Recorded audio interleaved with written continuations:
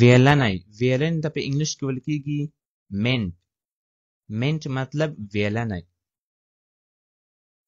کاهو ته په انګلیش کې ویل کېږي لیټس لیټس مطلب دا دی کاهو لیټس ملګرو زموږ بل لغت چې دی هغه د ټرنپ ټرنپ ویل کېږي شلغم ته سیده ټیپر یعنی شلغم ته په انګلیش کې ویل کېږي ټرنپ الوچې ته په انګلیش کې ویل کېږي ملګرو پلم پلم مطلب دا دی الوچه پلم ملګرو خورما ته په انګلیش کې ویل کېږي ډیټ سیده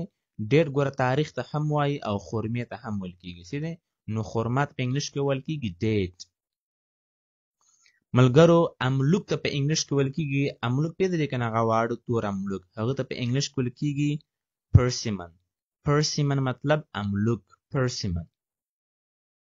ملګرو مالټې ته په انګلیش کې ویل کېږي اورنج مالټا اورنج لیمو ته په انګلیش کې ویل کېږي لیمن لیمن مطلب لیمو جوار ته په انګلیش کې ملګرو ویل کېږي کارن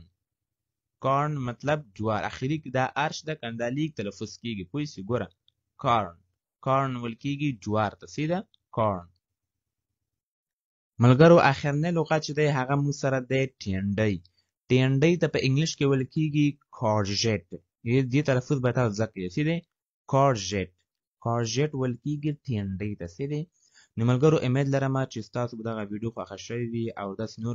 ویډیوګان لپاره ملګرو زموږ چینل سره سبسکرایب کړئ که بیا هم کوم سوال پوښتنه لري یا نو په کمنټ کې تاسو هغه پوښتنه کولی شئ سیده so thank you so much for watching this video